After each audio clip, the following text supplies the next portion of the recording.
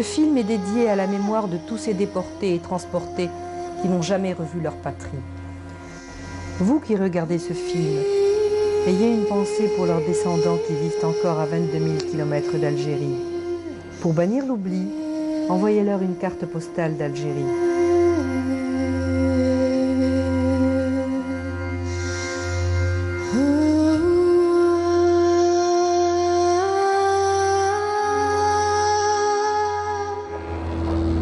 Ils ont lutté pour leur terre. Ils ont lutté pour leurs droits. Ils nous ont laissé un message de paix. Un message qui nous vient de passer. Pour l'éternité.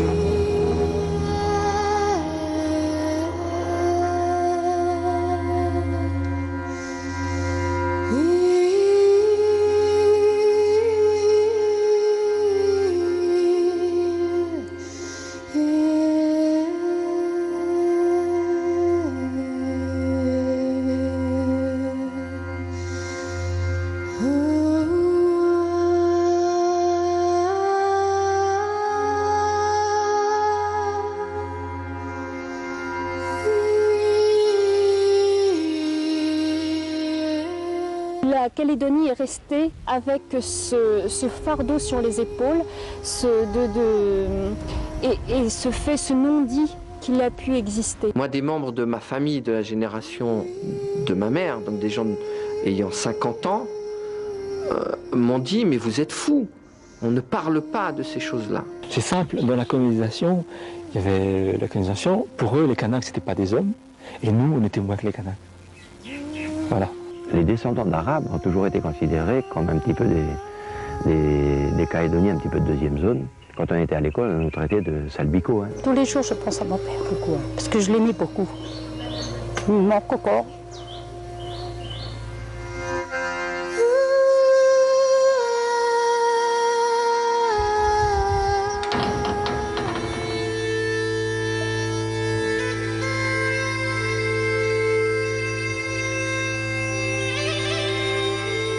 De 1864 à 1897, pendant 33 ans, la Nouvelle-Calédonie a accueilli plus de 20 000 exilés. La majorité d'entre eux ont été astreints à résidence perpétuelle. L'arrêt de l'exil vers la Nouvelle-Calédonie ne signifie pas l'arrêt définitif de la déportation des Algériens.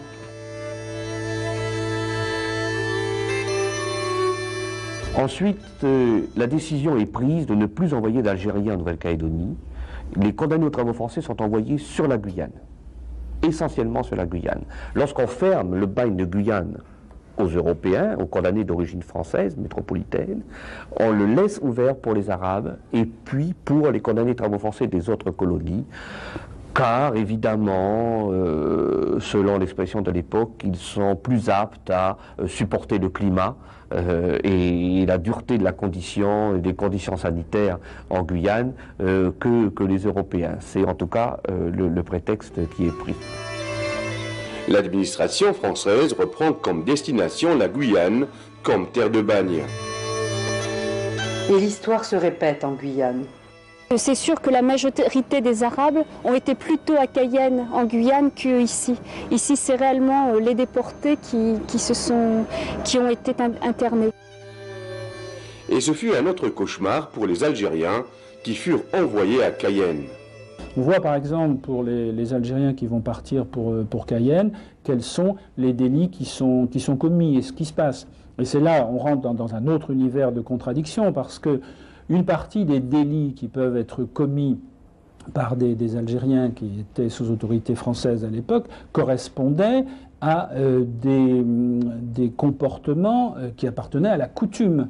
C'est-à-dire qu'on pouvait, par exemple, pour des histoires de bornage de terre ou par rapport justement aux relations entre les hommes et les femmes, commettre un acte qui était conforme à la coutume et qui était punissable par le droit français. Ce qui fait que vous aviez des condamnés qui ne comprenaient pas, qui étaient traînés devant des tribunaux et qui ne comprenaient pas ce qui leur arrivait, donc qui partaient ensuite pour un autre exil. Alors là, pour la Guyane, c'est un exil qui n'est pas politique comme l'a été celui de la Nouvelle-Calédonie, mais qui était un exil plus proche du droit commun.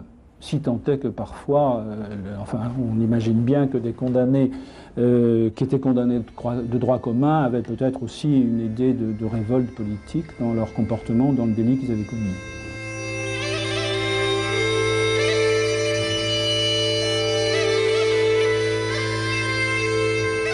Nous sommes aux Archives nationales de France pour rencontrer Odile Krakovitch qui a consacré sa vie à la recherche historique et particulièrement au bagne de Cayenne. Elle évoque pour nous les conditions de vie dans ces lieux. Pour les hommes, les conditions de vie étaient abominables en Guyane, c'est-à-dire que quand ils faisaient leur temps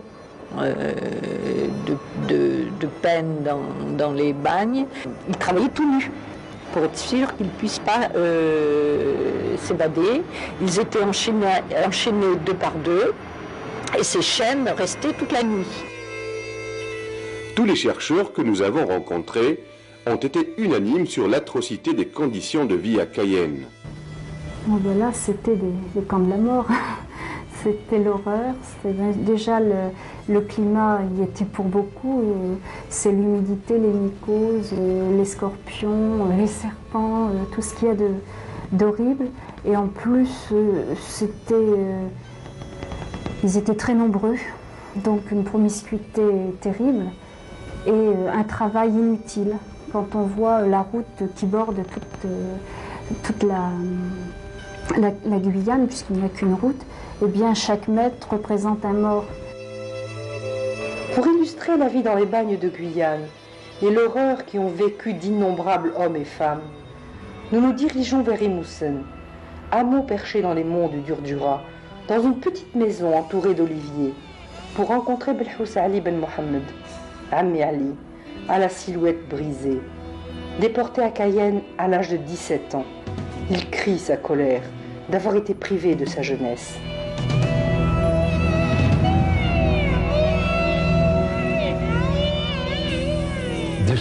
عمري في 17 ans كوندانيت صافي خونوني بزاف 17 يدي برنا عدي نفوت في كوركسيونير نفوت في طروفينار ميريتي في طروفينار مينيتي في كور دابي هادي خبر بلي هذاك النهار تسرجاو عليا يدي برا خاطر بوكاطون تاعي قال لي طرومباوك شويه الا قطفت في كوركسيونير ما تفوتش في الشرع الكبير على خاطر اللاج نتاعك ما وصلش باش تكونداني طرابة فورسي mineur. خطفوني. Toute sa famille, ses voisins nous racontent qu'il n'arrête pas de narrer son histoire et les 18 ans passés au bagne de Cayenne. Il se lève pour mimer les corvées qui leur étaient infligées, tracter des grumes, monter des stères de bois sous la menace du fouet et du cachot.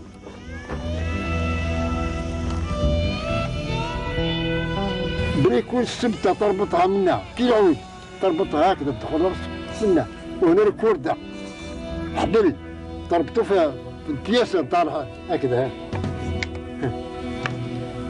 تبرد لك انا مقصاك واحد مرارة النيم ايوا وبات تسيدنا هي طوم انا غادي يوقف اتيوني بلي 5 6 4 جهة 4 جهة انطوم هذه بريمير بيزو دوزيام بيزو طومب اجد نقص فيها 3 سنوات توني نتاني قال لي ودي قرا ندات للشرام اللي دي نحطب لي دي بياسات هذاك نتاع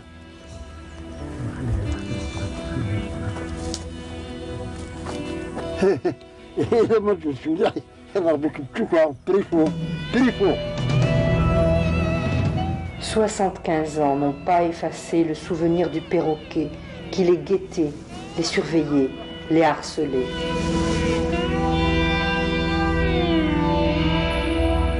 نروحو نخدمو الشاطين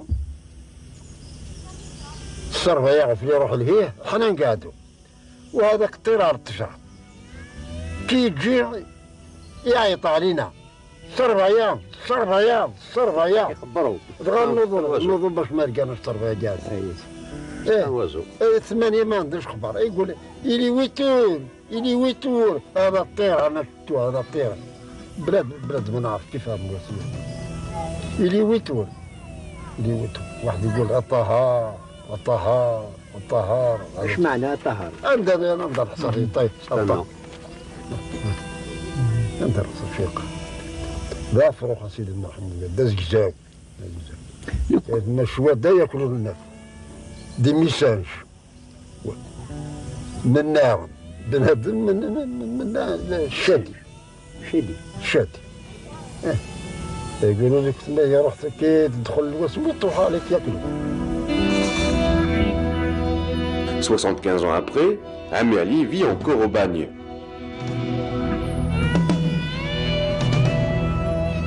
Pour son malheur, Amir Ali continue à égrener ses jours dans cette forêt où le lac, les arbres, les oiseaux le ramènent sans cesse à Cayenne. راني نشوف الطم نوار، راني نشوف تلفزيون، راني نشوف الركاب.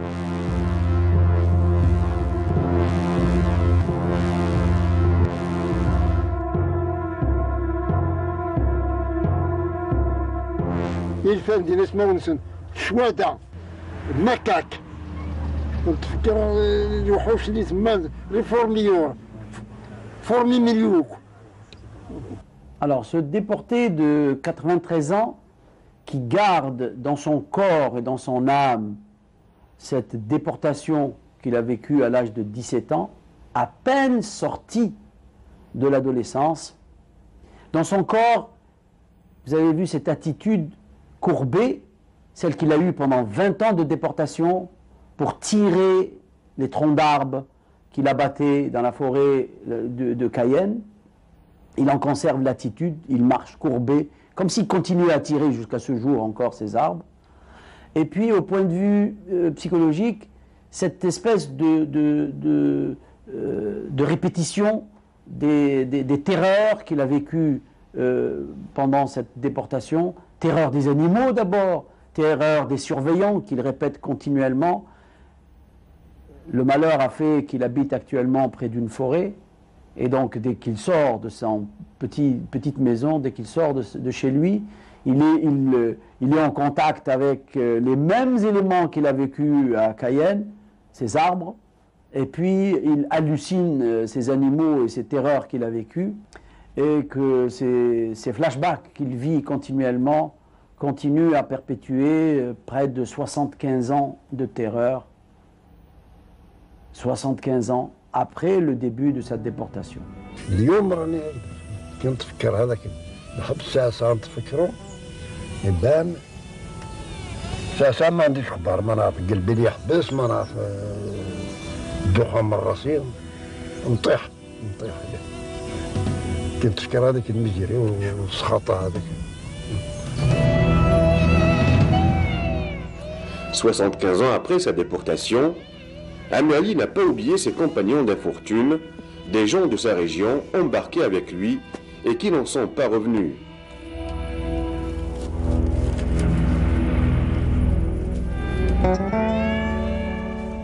كان بزاف شحال من شريك عموري العربي، عموري رزقين، عموري بوزيد، حميطوش،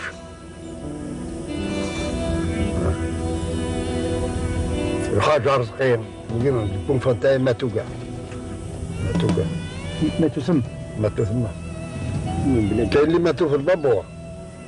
النهار اللي وصلنا لديكري الشالورة ماتوا في البابور، ماتوا بوزيد سيدي المرحوم حميطوش، الحاج رزقين، عموري العربي، عموري ما عندك اليوم مفلي. Vous savez que les bagnards, quand ils mouraient, on les versait dans la mer, puis ils servaient de nourriture aux poissons. Donc ces conditions étaient vraiment atroces. La faim, la misère, la maladie, les fièvres, le paludisme. En Guyane, c'était vraiment... Il y avait absolument pas de survie. En fait, la moitié de la population des bagnes mourait au bout de entre 3 mois et 1 an. Il y a les premières années du XXe siècle, les années 1900-1903, qui ont été des hécatombes où le bagne représentait une mortalité équivalente, on a dit, au pire camp de concentration fasciste.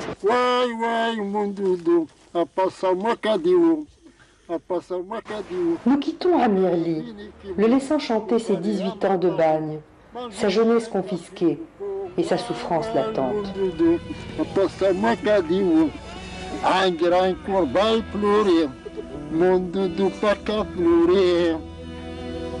Le gouvernement français avait fermé aux Français, aux condamnés français, ou plus ou moins le bagne de Guyane, qui était un camp de la mort atroce. Mais par contre, ils continuaient à y envoyer tous leurs condamnés de l'empire colonial, tonkinois, algériens et autres étrangers au sujet de la colonie. La Guyane a toujours représenté la grande peur, la grande crainte, la guillotine sèche, comme on l'a appelé, parce qu'effectivement, il y avait très très peu de chances de survie au-delà d'une année, hein, je dis bien, en Guyane. En Nouvelle-Calédonie, il y avait toutes les chances de prospérer et de survivre, et même de vivre bien, relativement. Ce qui fait qu'on trouve en Nouvelle-Calédonie, vous le savez, beaucoup de descendants, mais en Guyane, il n'y a pratiquement pas de descendants de bagnards et bagnardes.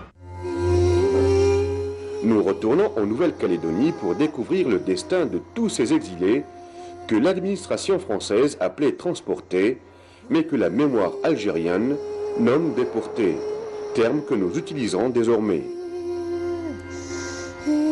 Et leur destin demeure lié à l'histoire de la colonisation de la Nouvelle-Calédonie.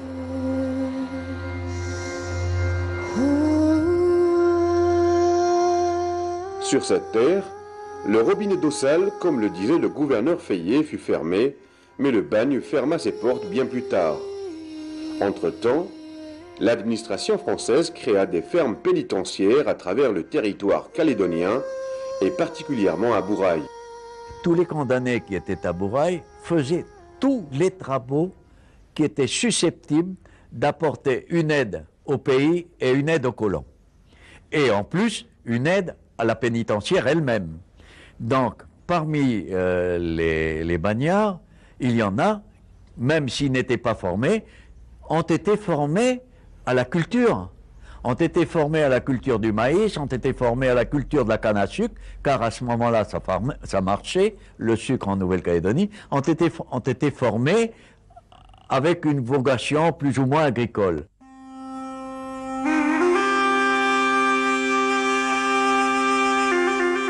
Nous sommes à Terimba, centre pénitentiaire qui accueillait les déportés, pour les former et les préparer à devenir agriculteurs en concession. Bonjour, bienvenue à Terimba. Je suis M. Chollet, le président du Centre culturel de la foi. Heureux de vous accueillir ici, au centre pénitentiaire de Terimba. Ce centre a été construit en 1871 sur ordre du gouverneur Gaultier de la Richerie.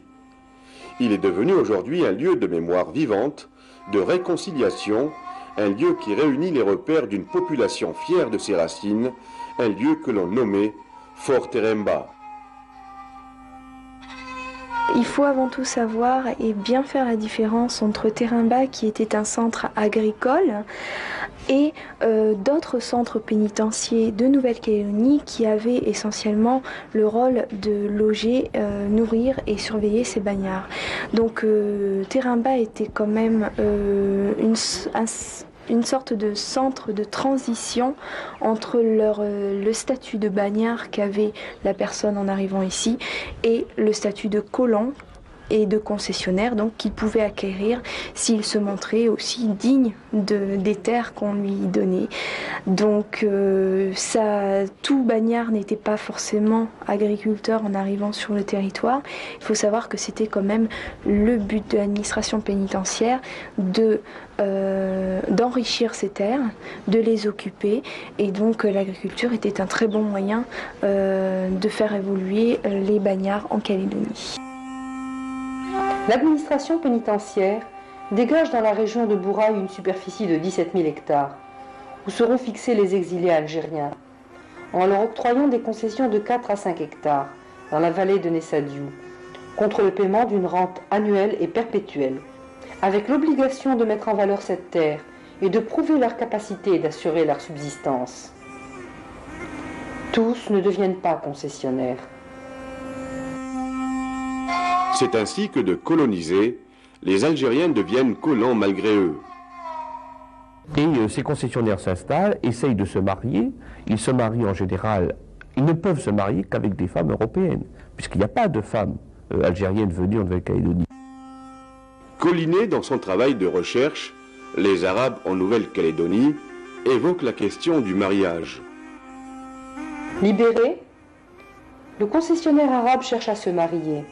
Étant dans l'impossibilité de s'unir avec des femmes de sa race, il se rend au couvent des sœurs de Saint-Joseph de Cluny à Bourail et, selon la coutume, après quelques visites, choisit sa femme.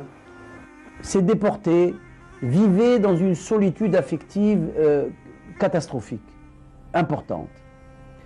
Le mariage aurait pu leur apporter un soutien et une possibilité de communiquer et de développer des relations affectives. Mais ce type de mariage imposé par l'administration ne réalisait pas ces buts-là. Ils restaient seuls dans leur souffrance parce qu'ils ne pouvaient pas communiquer ni avec la langue de leurs ancêtres, ni avec la langue qu'ils ne connaissaient pas, ni partager des coutumes. Et donc, ils restaient enfermés dans leur souffrance et dans leur solitude.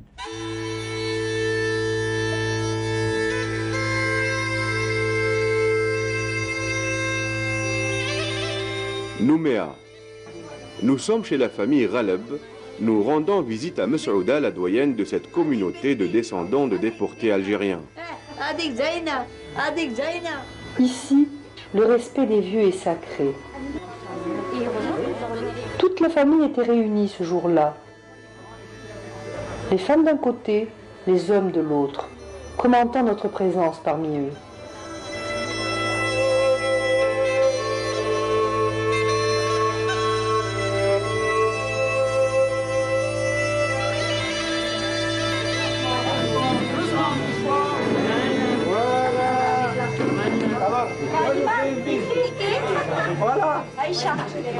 Toute sa famille, ses voisins, nous racontent qu'il n'arrête pas de narrer son histoire et les 18 ans passés au bagne de Cayenne. Mais mon père, il a connu ma mère parce que à Pont-Marie, il y avait le bagne des Arabes, la prison des Arabes, où il y a tous les Arabes condamnés, quoi, qui étaient arrivés. Et à côté, il y avait un collège des bonnes sœurs. Et ma mère, depuis l'âge de 7 ans, mon grand-père, il a envoyé ma mère à 7 ans chez les sœurs. C'était pas loin de mon père. Et en effet, ils ont marié ma mère avec mon père. Et puis après le mariage, il a monté ma mère derrière le cheval, son cheval à lui, hein, et 2 Arabes avec un cheval derrière. 2 Arabes à cheval derrière. Et puis ils sont partis à Bogen. Ils sont arrivés à Bogen. Mon père, il a construit une maison, là, il y avait une maison là. Ils ont resté dans la maison là, tout. Et avant, le gouverneur, il donnait le terrain à ceux-là qui se mariaient. Alors il a donné, comme ma mère était française, alors il lui a donné ça. Ils sont restés là, à Bogen. Ils ont eu beaucoup d'enfants. Ils en ont eu 21. La vie des enfants issus de ces mariages n'était pas facile. Ils sont souvent séparés de leurs parents dès l'âge de 3 ans. La politique du gouvernement à l'époque était de purifier les souches de colonisation pénale dès le 2e degré. C'est-à-dire que les bagnards qui étaient mis en concession, soit avec des femmes venues de France, les rejoignent, soit avec des filles de bagnards eux-mêmes, ils se mariaient avec des filles de bagnards ou avec d'autres. Dès que ces gens-là avaient des enfants, on prenait les garçons, on les mettait à Bourail, à Néméara, sur la route de Wailou, et à la fois c'était au centre de Fogacheux, Fort-Henri, les filles, pour leur éduquer la moralité et pour leur apprendre, leur inculquer dès l'âge de 3 ans à 18 ans, que tout ce qui était lié à leurs parents était à oublier. On empêchait ses enfants de rentrer chaque soir chez eux. Ils vivaient dans ces centres de conditionnement de l'esprit pour installer au fil des années et des générations une obligation d'oubli. Une vie très dure vécue par ses descendants et leurs parents. Mais l'administration ne s'arrête pas là. Une loi a interdit de donner un prénom arabe aux enfants jusqu'en 1935. Les gosses, Le nom de famille, oui, mais le prénom arabe, non. Il fallait donner un prénom français. Comme moi, je m'appelle Ali Ben Ahmed, hein, mais le nom Ahmed, mon prénom, c'est interdit. Il fallait qu'on donne un nom, Joseph. Chez mon père, à moi, Rabat Ben Aïssa, ces Arabes qui sont venus comme ça, eh bien, c'était défendu de donner un nom arabe. Oui. Alors, en 1920, ils ont commencé à donner les noms français. Alors, mon frère, Mohamed, il s'appelait Mohamed.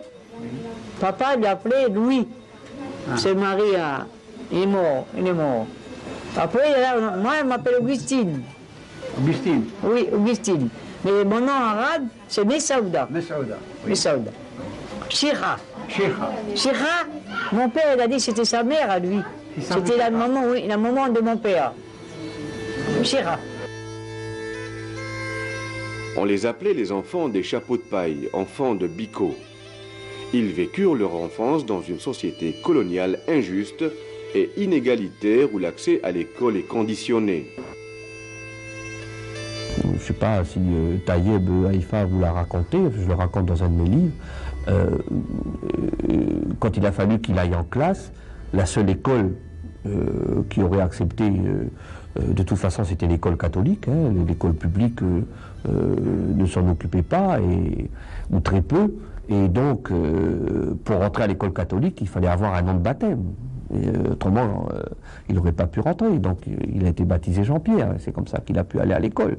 Autrement il n'aurait pas été. C'est que nous ne pouvions aller à l'époque à l'école publique parce qu'on était justement harcelés par des genres d'insultes salbicaux. Et ce qui explique que j'ai été, moi, à l'école privée avec mon frère aîné et une sœur, à cette époque-là, dans les années 1950, et on a dû être baptisés. Et c'est comme ça que j'ai un prénom, moi, Jean-Pierre.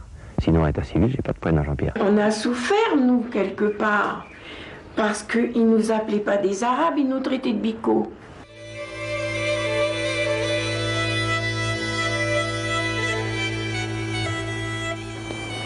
L'après-bagne n'a pas été de tout repos pour les déportés et leurs enfants.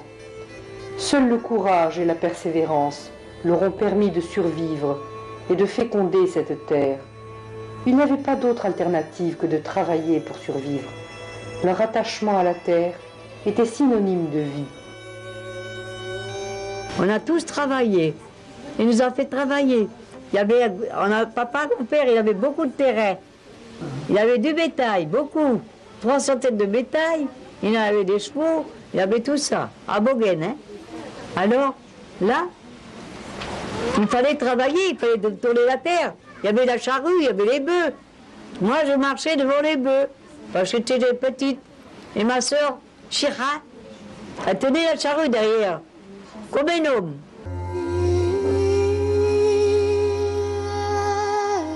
Pour récolter du maïs. Après, cette récolte, on l'a ramassée. Après ça, on l'a vendée pour pouvoir vivre. Voilà. Et c'était dur.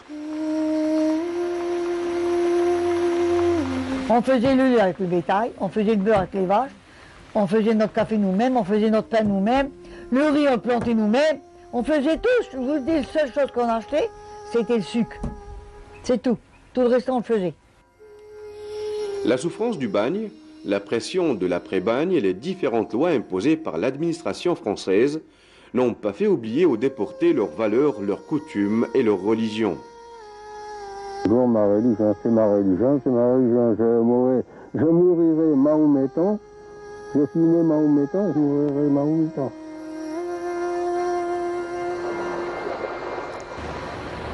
Dans son livre, Collinet rapporte: une chose est certaine, les premiers Arabes concessionnaires ne renient pas leur religion. Ils prient régulièrement 5 fois par jour. Ils refusent de boire de l'alcool et ne mangent pas de porc. Ils jeûnent selon les prescriptions du Coran.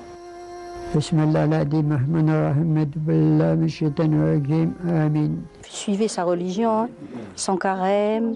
Alors quand il a plus vu, il a continué à faire son carême jusqu'à la dernière année de sa vie. Et il nous demandait toujours, c'est sûr, c'est vrai qu'il ne fait pas jour, et est-ce que c'est vraiment, c'est la nuit? Parce qu'il ne voyait plus du tout. Hein. Papa, c'était carême, arabe. Oui, Ramda. C'est le carême. Ramda, oui, le carême arabe. Le carême arabe. Alors là, nous, moi j'ai voulu faire carême. Parce que on voyait papa, il mangeait bien le soir. Au moment où il faisait du bon manger pour mon père, parce qu'il faisait carême. Alors on a bu ça. Moi et puis mes deux sœurs, on a dit, ben nous aussi, on va faire carême, comme ça on va bien manger le soir. Alors... La grande fête, je vous dis, c'est la Shoah ou l'Aïd et tout, je veux dire. Hein? C'est tout. Après, c'est des sadakas, des prières, tout ça, moi, je n'allais pas. Il y avait les hommes, il n'y avait pas les femmes. On appelait ça les fêtes de Sidi Abdelkader Jilali. Ah oui, Sidi Abdelkader Jilali. Qui est à Bagdad? Ah oui, il y avait beaucoup de monde, on tuait un bœuf. On tuait un bœuf, on faisait manger et tout. On faisait tout. Ah bon? Ah oui, il y avait à manger, mais pas les femmes, hein. Ah, pas les femmes. Ah oui, pas les femmes, juste les hommes. Et les femmes, ils faisaient pas de la cuisine. Ah oui, voilà, les femmes faisaient la cuisine. Voilà, et eux? Mais, ah oui, c'était défendu que les femmes, ils vont avec les hommes. Oui. Là-bas dans la longueur. Ah ouais, juste les hommes. Taïeb Haïfa nous surprend en surgissant devant nous en tenue traditionnelle. Eh bien, cette tenue, pour moi, elle est importante parce qu'elle rappelle des vieux souvenirs que j'ai encore en mémoire, même si je n'ai pas beaucoup connu mon père, mais je me souviens de mon père avec son gandoura blanc et puis son burnou lors donc des fêtes, et plus particulièrement celle que j'ai encore en présence. Eh bien, ça a été la grande fête des circoncisions où nous étions 6 à être circoncis, et donc mon père portait sa gandoura blanche. Et les autres vieux arabes donc de Nessadiou et de Bogen, qui faisaient partie des festivités, eh bien, étaient un petit peu habillés à l'identique. Donc ça me rappelle cette époque qui remonte maintenant quand même à presque, pas de l'ancien temps, mais qui remonte quand même on pourrait dire à pratiquement 60 ans. Les déportés qui ont vécu sur ce territoire ont su créer l'ambiance du pays en préservant les traditions. Avant ici, les mariages, c'était en voiture à cheval. Puis jusqu'à Bouraï, là-bas, les gens étaient en voiture à cheval, le marié puis la mariée. Et puis les Arabes, ils conduisaient de chaque côté avec les fusils. Tout le long de la route, ils tiraient des coups de fusil. Aller-retour, ah oui, c'était beau. On a appris, on dansait arabe. On était 3. Alors là, écoutez, pourquoi on était contents? Pour danser arabe. Parce qu'ils nous mettaient plein d'argent dans les cheveux. Les Arabes, ils mettaient de l'argent dans les cheveux. On avait plein d'argent. Quand ils voulaient faire une petite fête, ou alors quand ils avaient fini la... Ce film est dédié à la mémoire de tous ces déportés et transportés qui n'ont jamais revu leur patrie. Vous qui regardez ce film, ayez une pensée pour leurs descendants qui vivent encore à 22 000 km d'Algérie. Pour bannir l'oubli, envoyez-leur une carte postale d'Algérie.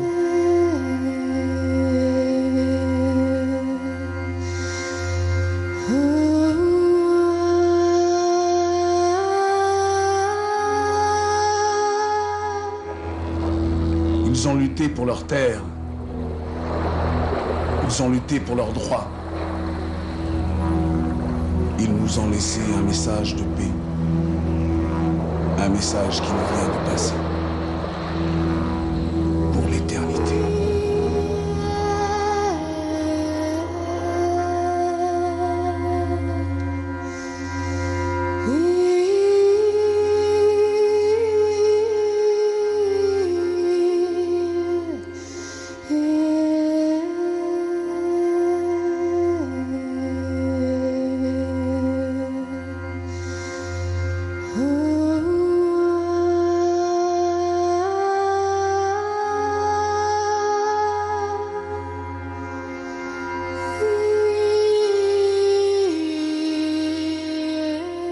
La Calédonie est restée avec ce fardeau sur les épaules, et ce non-dit qu'il a pu exister. Moi, des membres de ma famille, de la génération de ma mère, donc des gens ayant 50 ans, m'ont dit, mais vous êtes fous, on ne parle pas de ces choses-là. C'est simple, dans la colonisation, il y avait la colonisation, pour eux les Kanaks c'était pas des hommes, et nous on était moins que les Kanaks. Voilà. Les descendants d'Arabes ont toujours été considérés comme un petit peu des Calédoniens, un petit peu de deuxième zone. Quand on était à l'école, on nous traitait de salbicaux. Hein. Tous les jours, je pense à mon père. Pourquoi? Parce que je l'aimais beaucoup. Il me manque encore.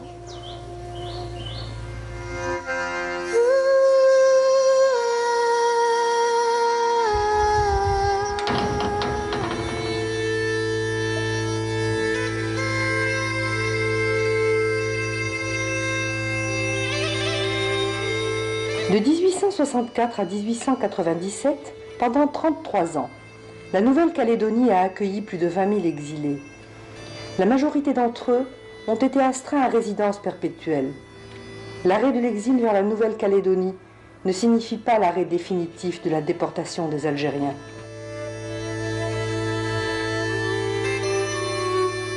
Ensuite, la décision est prise de ne plus envoyer d'Algériens en Nouvelle-Calédonie. Les condamnés aux travaux forcés sont envoyés sur la Guyane, essentiellement sur la Guyane. Lorsqu'on ferme le bagne de Guyane aux Européens, aux condamnés d'origine française, métropolitaine, on le laisse ouvert pour les Arabes et puis pour les condamnés aux travaux forcés des autres colonies, car évidemment, selon l'expression de l'époque, ils sont plus aptes à supporter le climat et la dureté de la condition, des conditions sanitaires en Guyane que les Européens. C'est en tout cas le prétexte qui est pris. L'administration française reprend comme destination la Guyane comme terre de bagne. Et l'histoire se répète en Guyane. C'est sûr que la majorité des Arabes ont été plutôt à Cayenne, en Guyane, qu'ici. Ici, c'est réellement les déportés qui ont été internés. Et ce fut un autre cauchemar pour les Algériens qui furent envoyés à Cayenne. On voit par exemple pour les Algériens qui vont partir pour Cayenne, quels sont les délits qui sont commis et ce qui se passe. Et c'est là, on rentre dans un autre univers de contradiction parce que une partie des délits qui peuvent être commis par des Algériens qui étaient sous autorité française à l'époque correspondaient à des comportements qui appartenaient à la coutume.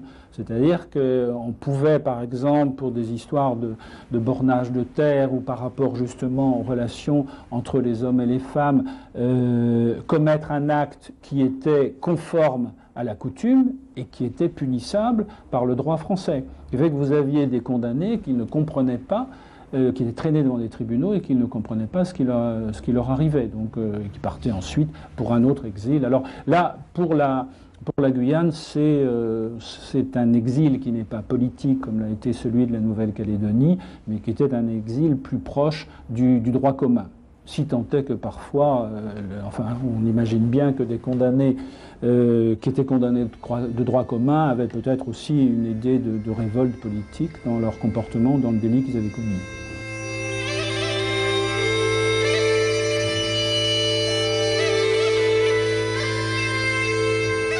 Nous sommes aux Archives nationales de France pour rencontrer Odile Krakovitch qui a consacré sa vie à la recherche historique et particulièrement au bagne de Cayenne. Elle évoque pour nous les conditions de vie dans ces lieux.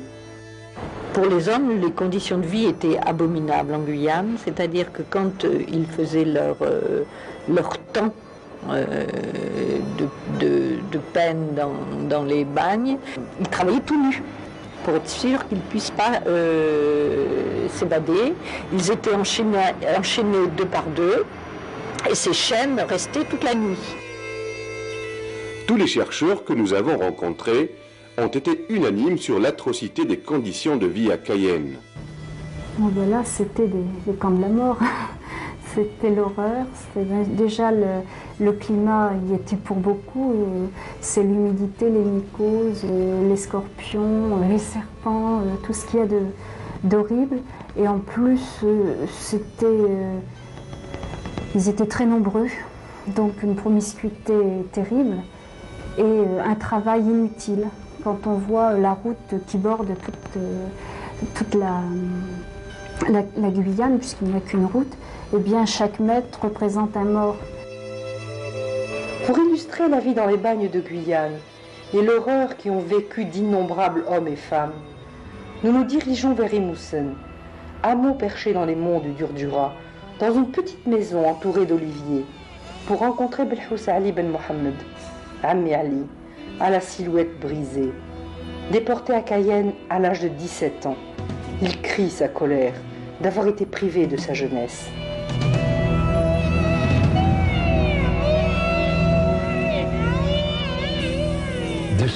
عمري في 17 نهار كوندانيت صافي خونوني بزاف 17 يدي برنا عدي نفوت في كوركسيونير نفوت في طروفينار ميريتي في طروفينار مينيتي في كور دابي عندي خبر بلي هذاك النهار استرجعوا عليا يدي برا خاطر بوكاطون تاعي قال لي طرومباك شويه الا قطفت في كوركسيونير ما تفوتش في الشرع هذاك الكبير على خاطر اللاج نتاعك ما وصلش باش تكون داني طرابه فورسي مينور خطفوني. Toute sa famille, ses voisins nous racontent qu'il n'arrête pas de narrer son histoire et les 18 ans passés au bagne de Cayenne.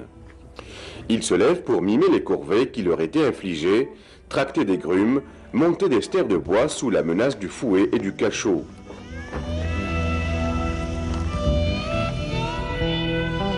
بريكون السبتة تربطها منا كي العود تربطها هكذا تدخل منا وهنا الكوردة حبل تربطو في البياسة نتاعها هكذا تبرد انا نقصاك واحد مرات النيم ايوا وبات تشد هي طوم انا غادي يوقف يونيفرسيتي دي 5 6 4 جهه 4 جهه انطم هذه بريمير بيزو دوزيام بيزو طومب اجد نقص بيا سنه توني ما نتذكر قال لي ودي كرا ندات للشرام اللي دي الحطب اللي دي بياسات هذاك نتاع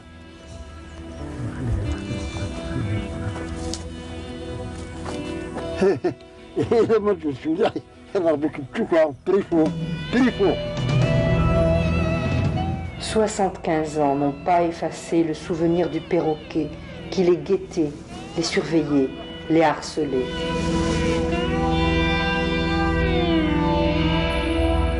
نروحو نخدمو الشاطين الصرفة يعرف يروح لهيه حنا نقعدو وهذاك الطيرار ارتجع كي يجي يعيط علينا صرفيان يخبروا نوضو باش ما لقاناش صرفيا جالس ايه 8 ما عندوش خبر يقول إلي ويتور هذا الطير انا شفتو هذا الطير بلاد ما نعرف كيف هذا إلي ويتور واحد يقول الطهار ايش معنى الطهر؟ انا نقدر حصري طيب ندير صفيقه لا فروخ سيدي محمد داز كزاو المشوى دا ياكلوا الناس دي ميسانج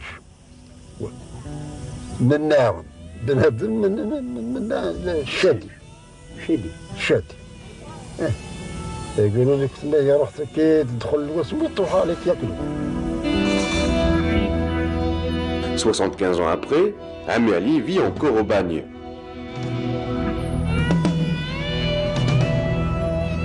Pour son malheur, Ammi Ali continue à égrener ses jours dans cette forêt où le lac, les arbres, les oiseaux le ramènent sans cesse à Cayenne.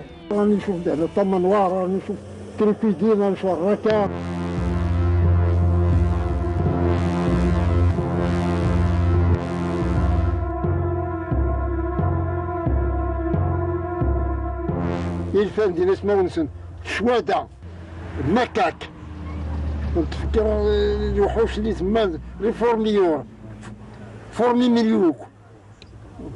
Alors ce déporté de 93 ans qui garde dans son corps et dans son âme cette déportation qu'il a vécue à l'âge de 17 ans, à peine sorti de l'adolescence, dans son corps, vous avez vu cette attitude courbée, celle qu'il a eue pendant 20 ans de déportation pour tirer les troncs d'arbres qu'il abattait dans la forêt de Cayenne.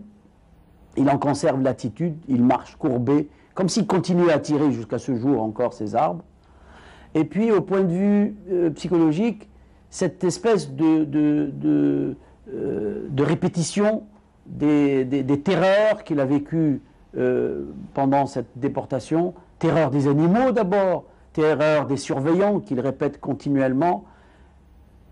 Le malheur a fait qu'il habite actuellement près d'une forêt, et donc dès qu'il sort de sa petite maison, dès qu'il sort de chez lui, il est en contact avec les mêmes éléments qu'il a vécu à Cayenne, ces arbres, et puis il hallucine ces animaux et ces terreurs qu'il a vécues, et que ces flashbacks qu'il vit continuellement continuent à perpétuer près de 75 ans de terreur, 75 ans après le début de sa déportation.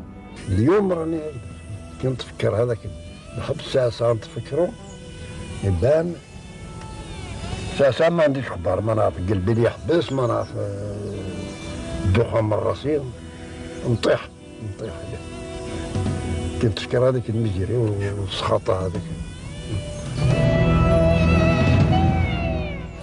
75 ans après sa déportation, Amerli n'a pas oublié ses compagnons d'infortune, des gens de sa région embarqués avec lui et qui n'en sont pas revenus.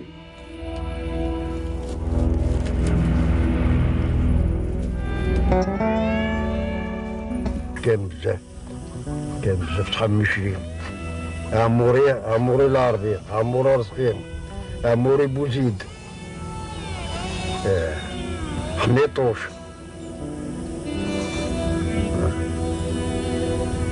الحاجة رزقين، يكون فتاي ماتوا كاع، ماتوا ثم كاين اللي ماتوا في البابور، النهار اللي وصلنا لديكري الشالورة ماتوا في البابور، ماتوا بوزيد سيدي الله حنيطوش، الحاجة رزقين، عموري العربي، عموري ما عندك ليه مشلي. Vous savez que les bagnards, quand ils mouraient, on les versait dans la mer, puis ils servaient de nourriture aux poissons. Donc ces conditions étaient vraiment atroces. La faim, la misère, la maladie, les fièvres, le paludisme. En Guyane, c'était vraiment... Il y avait absolument pas de survie. En fait, la moitié de la population des Bagnes mourait au bout de entre 3 mois et 1 an. Il y a les premières années du XXe siècle, les années 1900-1903, qui ont été des hécatombes où le bagne représentait une mortalité équivalente, on a dit, au pire camp de concentration fasciste.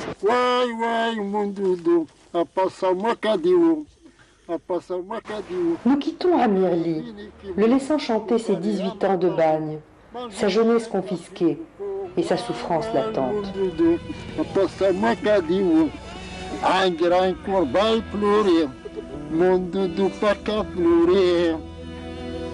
Le gouvernement français avait fermé aux Français, aux condamnés français, ou plus ou moins le bagne de Guyane, qui était un camp de la mort atroce.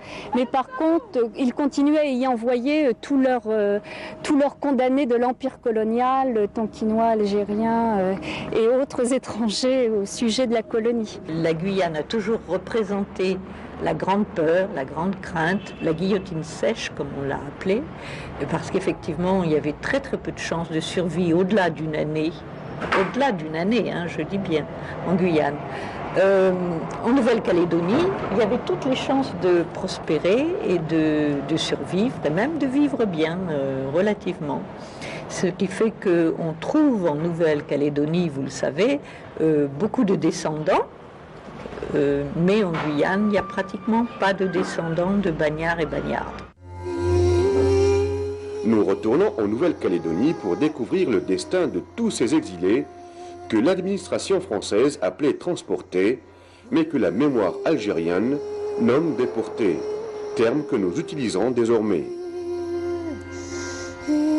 Et leur destin demeure lié à l'histoire de la colonisation de la Nouvelle-Calédonie.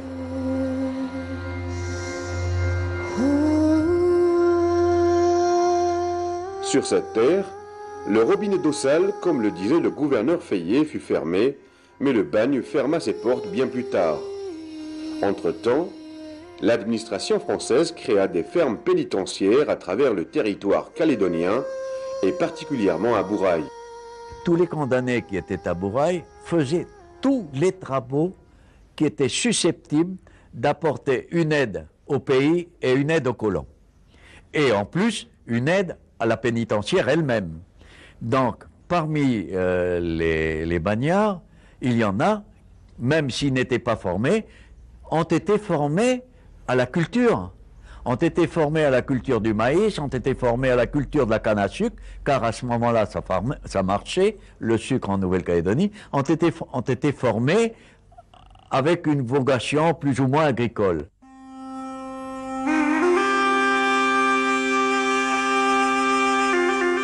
Nous sommes à Terimba, centre pénitentiaire qui accueillait les déportés, pour les former et les préparer à devenir agriculteurs en concession. Bienvenue à Terimba. Je suis M. Chollet, le président du Centre culturel de la foi. Heureux de vous accueillir ici, au centre pénitentiaire de Terimba. Ce centre a été construit en 1871 sur ordre du gouverneur Gaultier de la Richerie. Il est devenu aujourd'hui un lieu de mémoire vivante, de réconciliation, un lieu qui réunit les repères d'une population fière de ses racines, un lieu que l'on nommait Fort Terimba. Il faut avant tout savoir et bien faire la différence entre Terimba, qui était un centre agricole, et d'autres centres pénitentiaires de Nouvelle-Calédonie qui avaient essentiellement le rôle de loger, nourrir et surveiller ces bagnards. Donc Terimba était quand même une sorte de centre de transition entre le statut de bagnard qu'avait la personne en arrivant ici et le statut de colon et de concessionnaire, donc qu'il pouvait acquérir s'il se montrait aussi digne des terres qu'on lui donnait. Donc tout bagnard n'était pas forcément agriculteur en arrivant sur le territoire. Il faut savoir que c'était quand même le but de l'administration pénitentiaire d'enrichir ces terres, de les occuper, et donc l'agriculture était un très bon moyen de faire évoluer les bagnards en Calédonie. L'administration pénitentiaire dégage dans la région de Bourail une superficie de 17 000 hectares, où seront fixés les exilés algériens, en leur octroyant des concessions de 4 à 5 hectares dans la vallée de Nessadiou, contre le paiement d'une rente annuelle et perpétuelle, avec l'obligation de mettre en valeur cette terre et de prouver leur capacité d'assurer leur subsistance. Tous ne deviennent pas concessionnaires. C'est ainsi que de colonisés, les Algériens deviennent colons malgré eux. Et ces concessionnaires s'installent, essayent de se marier. Ils se marient en général, ils ne peuvent se marier qu'avec des femmes européennes, puisqu'il n'y a pas de femmes algériennes venues en Nouvelle-Calédonie. Collinet, dans son travail de recherche, Les Arabes en Nouvelle-Calédonie, évoque la question du mariage. Libéré, le concessionnaire arabe cherche à se marier. Étant dans l'impossibilité de s'unir avec des femmes de sa race, il se rend au couvent des sœurs de Saint-Joseph de Cluny à Bourail et, selon la coutume, après quelques visites, choisit sa femme. Ces déportés vivaient dans une solitude affective catastrophique, importante. Le mariage aurait pu leur apporter un soutien et une possibilité de communiquer et de développer des relations affectives. Mais ce type de mariage imposé par l'administration ne réalisait pas ces buts-là. Ils restaient seuls dans leur souffrance parce qu'ils ne pouvaient pas communiquer ni avec la langue de leurs ancêtres, ni avec la langue qu'ils ne connaissaient pas, ni partager des coutumes. Et donc, ils restaient enfermés dans leur souffrance et dans leur solitude.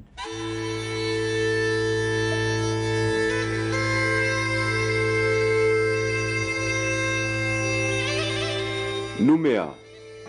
Nous sommes chez la famille Raleb, nous rendons visite à Messouda, la doyenne de cette communauté de descendants de déportés algériens. Ici, le respect des vieux est sacré. Toute la famille était réunie ce jour-là. Les femmes d'un côté, les hommes de l'autre, commentant notre présence parmi eux.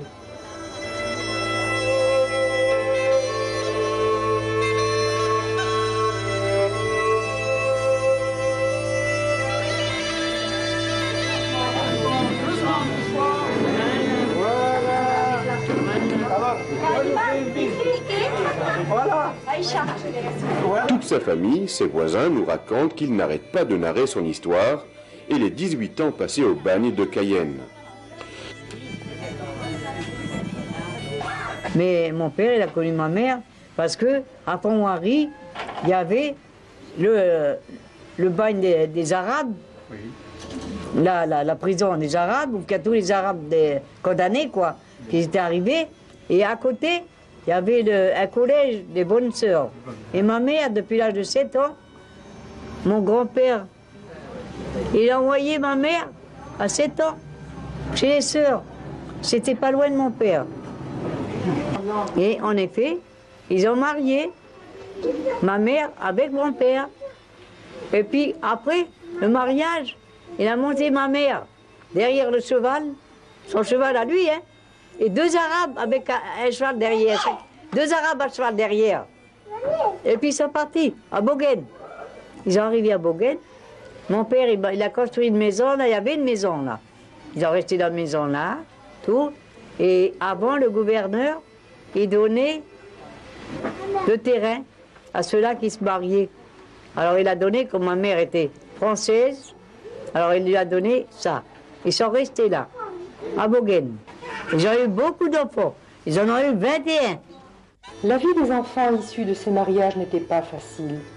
Ils sont souvent séparés de leurs parents dès l'âge de 3 ans. La politique du gouvernement à l'époque était de purifier les souches de colonisation pénale dès le 2e degré. C'est-à-dire que les bagnards qui étaient mis en concession, soit avec des femmes venues de France les rejoignent, soit avec des filles de bagnards eux-mêmes, et se mariaient avec des filles de bagnards ou avec d'autres. Dès que ces gens-là avaient des enfants, on prenait les garçons, on les mettait à Bouraï, à Néméara, sur la route de Wailou, et à la fois c'était au centre de Fogacheux, Fort-Henri, les filles, pour leur éduquer la moralité et pour leur apprendre, leur inculquer dès l'âge de 3 ans à 18 ans, que tout ce qui était lié à leurs parents était à oublier. On empêchait ses enfants de rentrer chaque soir chez eux. Ils vivaient dans ces centres de conditionnement de l'esprit pour installer au fil des années et des générations une obligation d'oubli. Une vie très dure vécue par ses descendants et leurs parents. Mais l'administration ne s'arrête pas là. Une loi a interdit de donner un prénom arabe aux enfants jusqu'en 1935. Les gosses, le nom de famille, oui, mais le prénom arabe, non. Il fallait donner un prénom français. Comme moi, je m'appelle Ali Ben Ahmed, hein, mais le nom Ahmed, mon prénom, c'est interdit. Il fallait qu'on donne un nom, Joseph. Chez mon père, à moi, Rabat Ben Aïssa, ces Arabes qui sont venus comme ça, eh ben, c'était défendu de donner un nom arabe. Oui. Alors, en 1920, ils ont commencé à donner les noms français. Alors, mon frère, Mohamed, il s'appelait Mohamed. Oui. Papa lui appelait Louis. C'est Marie, il est mort. Après, moi, je m'appelle Augustine. Augustine? Oui, Augustine. Mais mon nom arabe, c'est Messaouda. Messaouda. Oui. Messaouda. Chira. Chira. Chira, mon père, il a dit que c'était sa mère à lui. C'était la maman, oui, la maman de mon père. Chira. On les appelait les enfants des chapeaux de paille, enfants de Bicot. Ils vécurent leur enfance dans une société coloniale injuste et inégalitaire où l'accès à l'école est conditionné. Je ne sais pas si Tayeb Haïfa vous l'a raconté, je le raconte dans un de mes livres. Quand il a fallu qu'il aille en classe, la seule école qui aurait accepté, de toute façon c'était l'école catholique, hein, l'école publique ne s'en occupait pas, ou très peu, et donc pour rentrer à l'école catholique il fallait avoir un nom de baptême, et, autrement il n'aurait pas pu rentrer, donc il a été baptisé Jean-Pierre, c'est comme ça qu'il a pu aller à l'école, autrement il n'aurait pas été. C'est que nous ne pouvions aller à l'époque à l'école publique parce qu'on était justement harcelés par des genres d'insultes salbicaux. Et ce qui explique que j'ai été, moi, à l'école privée avec mon frère aîné et une sœur à cette époque-là, dans les années 1950, et on a dû être baptisé. Et c'est comme ça que j'ai un prénom, moi Jean-Pierre. Sinon, à état civil, j'ai pas de prénom Jean-Pierre. On a souffert, nous, quelque part, parce qu'ils ne nous appelaient pas des Arabes, ils nous traitaient de bicots.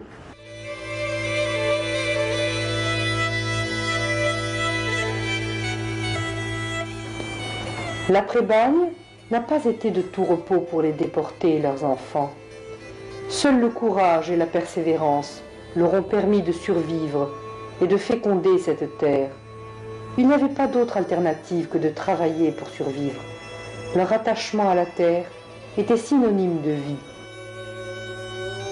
On a tous travaillé. Il nous a fait travailler. Papa, mon père, il avait beaucoup de terrain. Il avait du bétail, beaucoup. 300 têtes de bétail, il avait des chevaux, il avait tout ça, à Bogen, hein. Alors, là, il fallait travailler, il fallait tourner la terre. Il y avait la charrue, il y avait les bœufs. Moi, je marchais devant les bœufs, parce que j'étais petite. Et ma sœur, Chira, elle tenait la charrue derrière, comme un homme.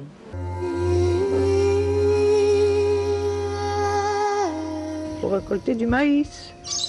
Après, cette récolte, on l'a ramassée. Après ça, on l'a vendée pour pouvoir vivre. Voilà. Et c'était dur.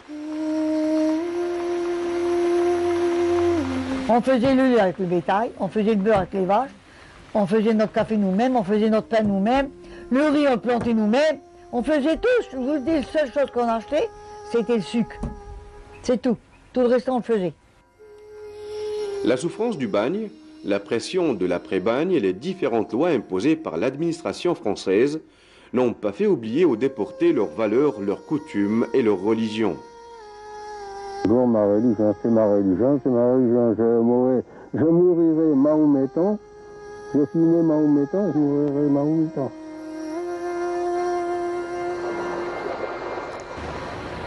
Dans son livre, Colignet rapporte: une chose est certaine, les premiers Arabes concessionnaires ne renient pas leur religion.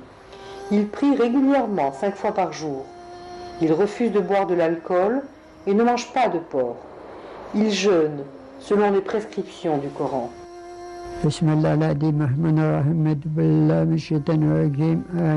Suivait sa religion, son carême. Alors quand il a plus vu, il a continué à faire son carême jusqu'à la dernière année de sa vie. Et il nous demandait toujours, c'est sûr, c'est vrai qu'il ne fait pas jour, et est-ce que c'est vraiment, c'est la nuit? Parce qu'il ne voyait plus du tout. Hein. Papa, c'était carême, arabe. Oui, Ramda. C'est le carême. Ramda, oui, le carême arabe. Le carême arabe. Alors là, moi j'ai voulu faire carême, parce que on voyait papa, il mangeait bien le soir. Au moment où il faisait du bon manger pour mon père, parce qu'il faisait carême.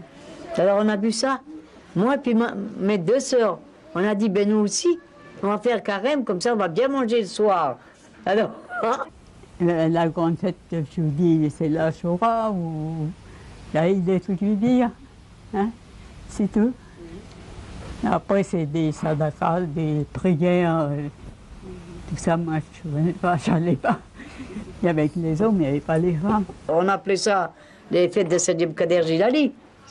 Ah oui, c'est Kader Jilali. Qui est à Bagdad? Ah oui, il y avait beaucoup de monde, on tuait un bœuf. On tuait un bœuf, on faisait manger, tout. On faisait tout. Ah bon? Ah oui, il y avait à manger, mais pas les femmes, hein. Ah, pas les femmes. Ah oui, pas les femmes, juste les hommes. Et les femmes, ils faisaient pas de la cuisine. Ah oui, voilà, les femmes faisaient la cuisine. Voilà, et eux? Mais, ah oui, c'était défendu que les femmes, ils vont avec les hommes. Là-bas, dans la langare. Ah, voilà. Juste les hommes. Taïeb Haïfa nous surprend en surgissant devant nous en tenue traditionnelle. Eh bien, cette tenue, pour moi, elle est importante parce qu'elle rappelle des vieux souvenirs que j'ai encore en mémoire, même si je n'ai pas beaucoup connu mon père, mais je me souviens de mon père avec son gandoura blanc et puis son burnou lors donc des fêtes, et plus particulièrement celle que j'ai encore en présence, eh bien, ça a été la grande fête des circoncisions où nous étions 6 à être circoncis, et donc mon père portait sa gandoura blanche. Et les autres vieux arabes donc de Nessadiou et de Bogen, qui faisaient partie des festivités, eh bien, étaient un petit peu habillés à l'identique. Donc ça me rappelle cette époque qui remonte maintenant quand même à presque, pas de l'ancien temps, mais qui remonte quand même on pourrait dire à pratiquement 60 ans. Les déportés qui ont vécu sur ce territoire ont su créer l'ambiance du pays en préservant les traditions. Avant ici, les mariages, c'était en voiture à cheval. Puis jusqu'à Bourail, là-bas, les gens étaient en voiture à cheval, le marié puis la mariée. Et puis les Arabes, ils conduisaient de chaque côté avec les fusils. Tout le long de la route, ils tiraient des coups de fusil. Aller-retour, ah oui, c'était beau. On a appris, on dansait arabe. On était 3. Alors là, écoutez, pourquoi on était contents pour danser arabe? Parce qu'ils nous mettaient plein d'argent dans les cheveux. Les Arabes, ils mettaient de l'argent dans les cheveux. On avait plein d'argent. Quand ils voulaient faire une petite fête, ou alors quand ils avaient fini. Ce film est dédié à la mémoire de tous ces déportés et transportés qui n'ont jamais revu leur patrie. Vous qui regardez ce film, ayez une pensée pour leurs descendants qui vivent encore à 22 000 km d'Algérie. Pour bannir l'oubli, envoyez-leur une carte postale d'Algérie.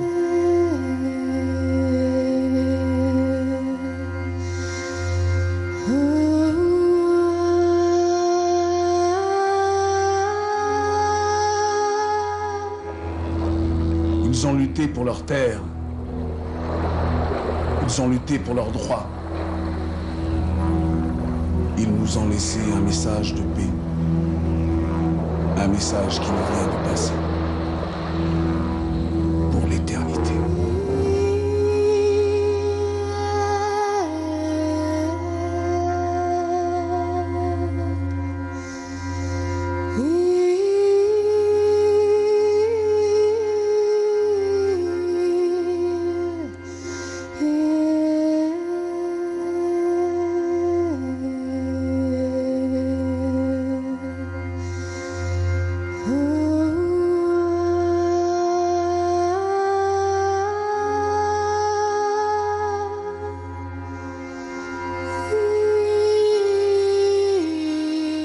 Beaucoup de souffrance parce qu'on sentait que c'était des hommes qui avaient dû lutter avec leurs ongles contre une terre ingrate, qui avaient dû lutter contre un environnement physique et humain hostile.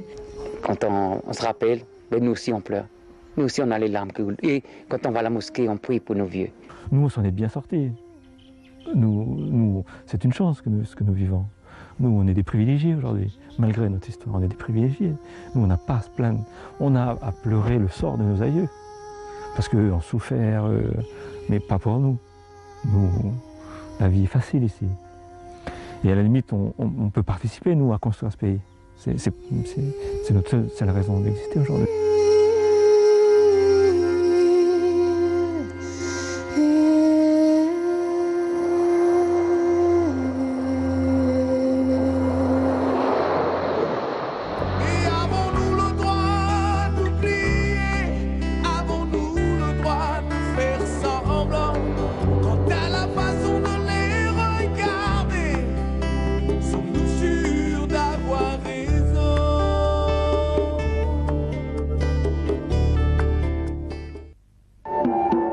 Lansvata, une baie de Nouméa où, un jeudi par mois, les Calédoniens se retrouvent dans un décor qui reflète les composantes de la société calédonienne, pluriculturelle, pluriethnique, une véritable mosaïque d'une population qui a réussi à construire les bases d'une fraternité, sans nier l'histoire douloureuse qu'a vécue pendant plus d'un siècle ce territoire.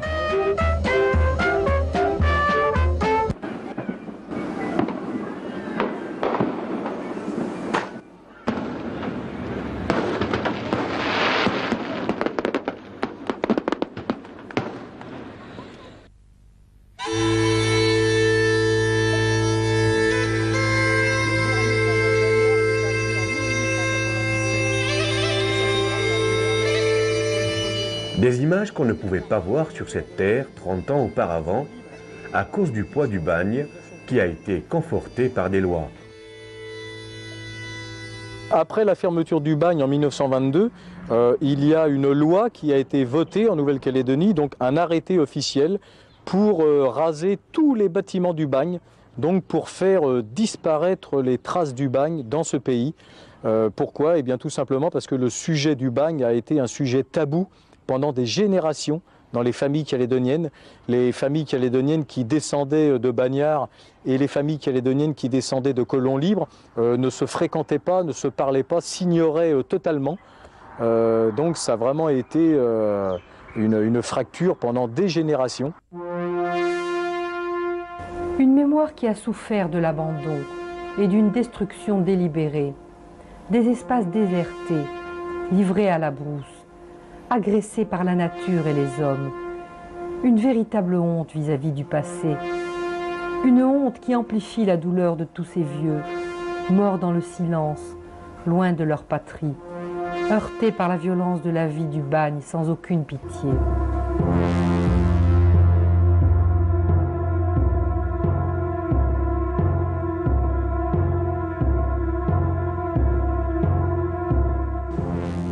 Ils ont emporté avec eux leur vécu sans en parler, ni le revendiquer. Malgré cela, ils n'ont inculqué à leurs enfants que des valeurs humaines.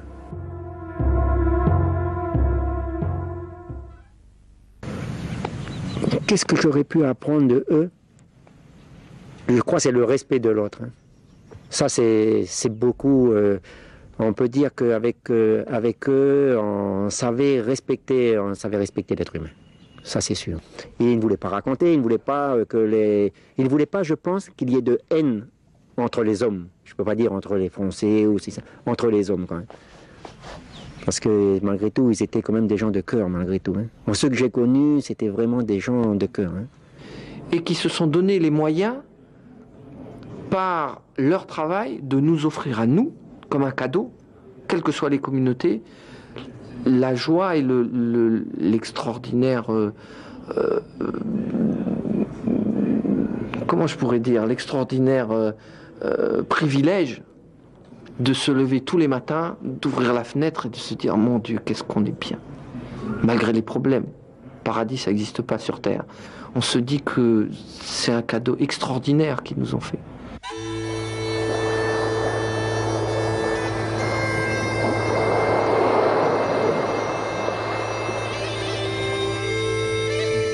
Les vieux ont porté sur leurs épaules ce lourd fardeau qui les a suivis même libérés et réhabilités et qui a continué à accompagner leurs descendants pendant plus d'un siècle.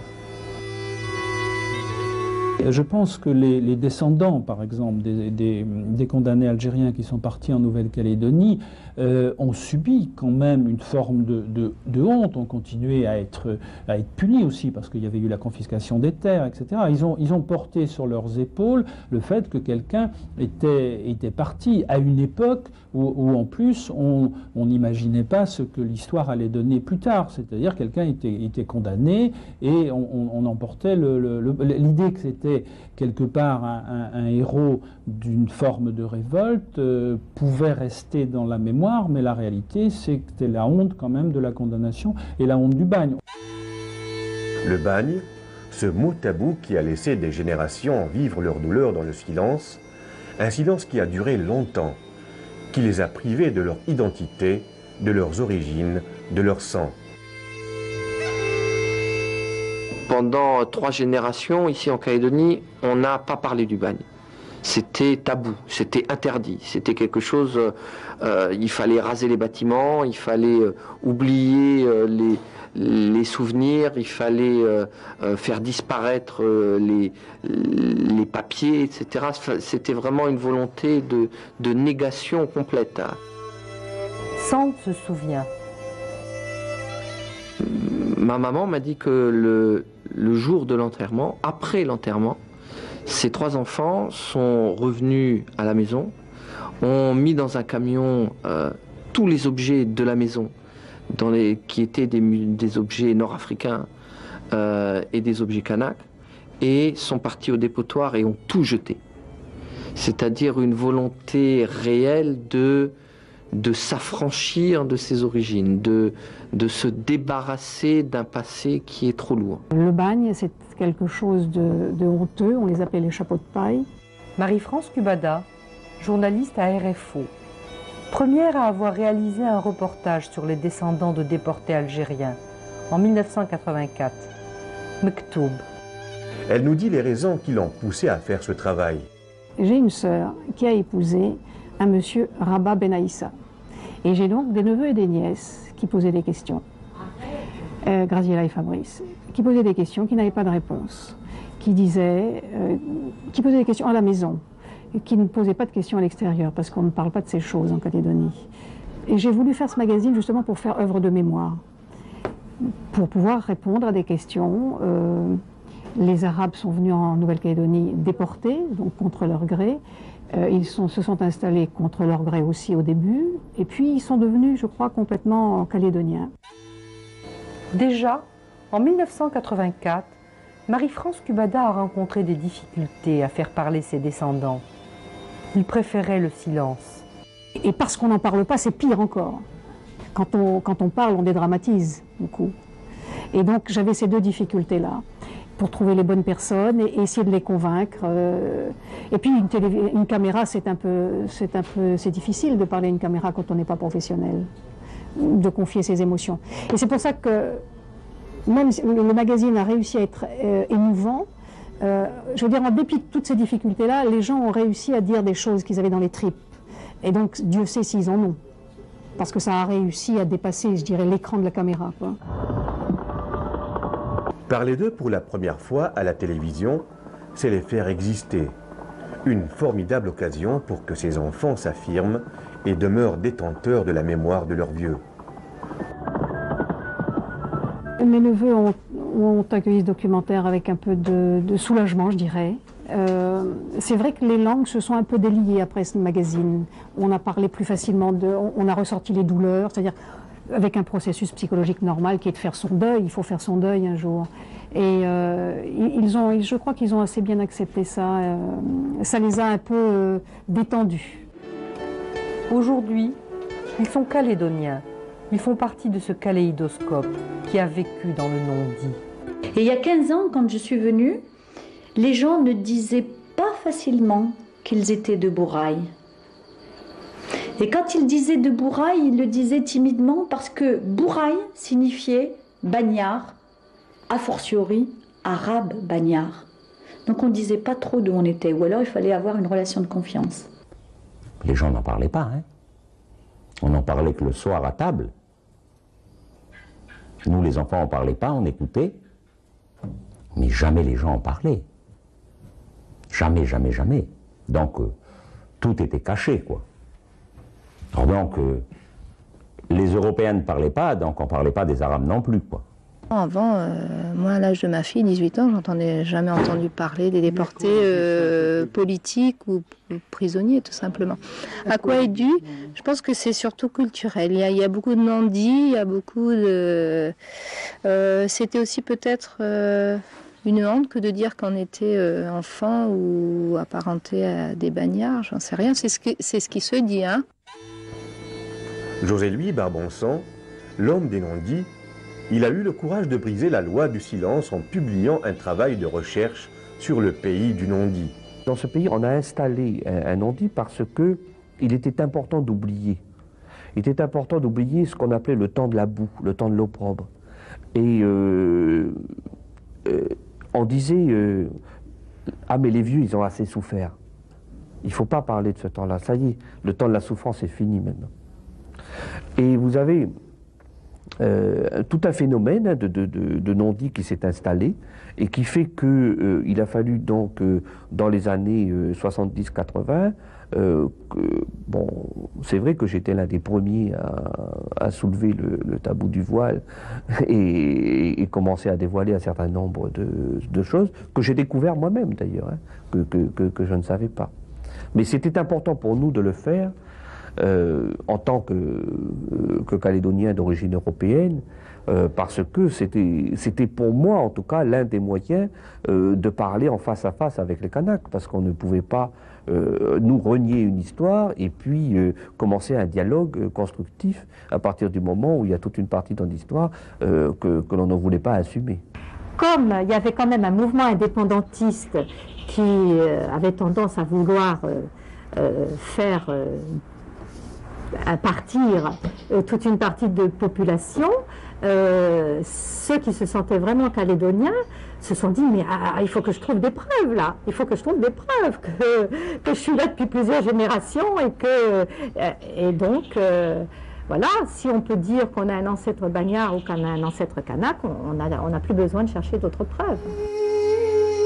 Les années passent, le fardeau s'alourdit, le silence s'accentue et l'étau se resserre sur les déportés et leurs descendants, considérés par la population indigène comme des colons qui avaient pris leurs terres et traités d'hommes et d'enfants du bagne par les colons libres. Ils étaient pris entre deux feux. L'interdit et le tabou sont institués. Il leur a fallu attendre les événements des années 80 pour crier et revendiquer leur existence. Lorsqu'il y a eu les événements politiques, ici les descendants de bagnards en ont parlé, parce que d'un seul coup, il fallait avoir des racines pour expliquer qu'il n'y ait pas une communauté, mais des communautés en Nouvelle-Calédonie. L'histoire le démontre. D'accord, l'histoire le démontre. 1878, 1917, 1984, 1988, vous croyez que c'est des révolutions comme ça? Non, c'est pas comme ça. C'est parce qu'il y a un peuple originel ici. Donc il faut que chacun s'approprie cette histoire-là comme son histoire. Mais le fait aussi que d'autres sont venus dans ce pays, ça aussi c'est notre histoire. Le fait qu'on partage ce pays ensemble. Un jour nous étions tout seuls, aujourd'hui on est avec d'autres, mais ça c'est notre histoire ça aussi. Et qu'il ne faut pas s'opposer ces choses aujourd'hui, il ne faut pas les opposer. Il faut les mettre en commun pour dire, mais si nous avons partagé ce pays dans la douleur, nous sommes capables de la partager autrement. Jean-Pierre Haïfa, que vous avez interrogé, fait partie des premiers qui ont acquis cette dimension de comprendre ces choses-là.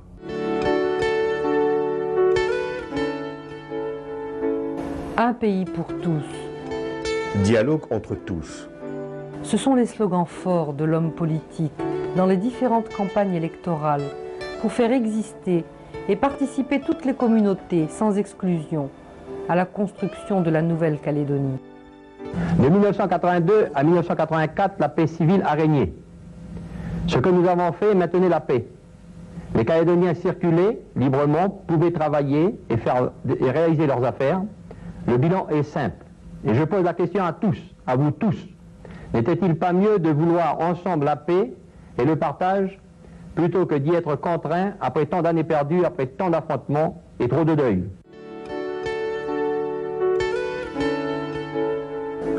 Taïeb Haïfa, ancien maire de Bouraï pendant 24 ans, est ex-président de l'Assemblée territoriale. Avec lui, pas de langue de bois. Un homme exigeant, rassembleur. Il refuse toutes les étiquettes. C'est un syndicaliste de la première heure. Mon frère était syndicaliste. Et c'était le début du syndicalisme dans ce pays.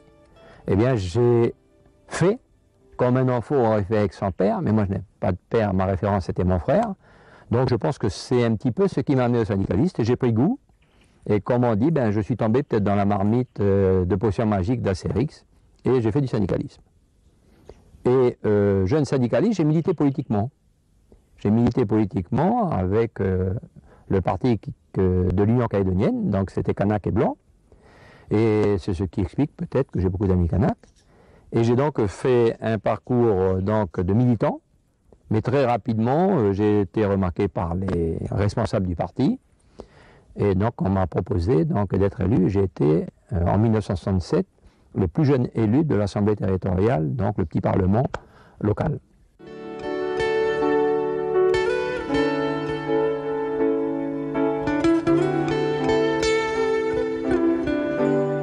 Il a travaillé avec Jean-Marie Tchimaou à l'époque où il présidait cette association. Il a aussi travaillé avec lui au moment où un front a été mis en place. et qui a permis de renverser la majorité au niveau du Congrès de la Nouvelle-Calédonie, qui s'appelait l'Assemblée territoriale. Donc Jean-Pierre, c'est quelqu'un qui a toujours travaillé avec les Kanaks. Donc aujourd'hui, il n'est plus le maire de Bouraï, mais toutes les années où j'ai présidé cette association, c'était pratiquement mon bras droit. Hein. Donc c'est quelqu'un à qui j'ai beaucoup d'affinité avec lui. Et en quelque sorte, l'intercommunalité qu'on a essayé de faire progresser par le biais de l'association, c'est un petit peu son chantier à lui.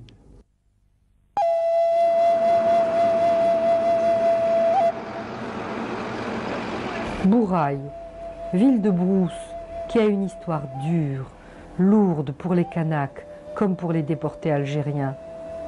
Son nom vient du dialecte kanak, qui signifie la queue du lézard. Protégé par la roche percée, lieu sacré des Mélanésiens, par où l'âme de leur mort rejoint le fond de l'océan, où elle repose en paix. C'est à côté de ce village que les déportés ont fondé un petit coin d'Algérie qu'on appelle la Petite Afrique, un endroit qui devait être terrible au XIXe siècle. Des gens de Nouvelle-Calédonie nous rappellent par leur existence même qu'on peut même, malgré une souffrance extraordinaire, créer un bout d'Algérie de l'autre côté du monde. Alors cette existence d'une Algérie partout où se trouvent des Algériens, c'est une marque d'espoir, je pense, dans le lendemain. D'ailleurs, on l'a appelé la Petite Afrique. Est-ce que vous savez ça? C'est l'endroit de Calédonie qu'on appelle la Petite Afrique parce qu'on y a planté beaucoup de dattiers. Et c'est eux qui ont amené les graines. Les graines ne sont pas venues comme ça. C'est eux qui ont amené. Et depuis, Nessadiou s'appelle la Petite Afrique.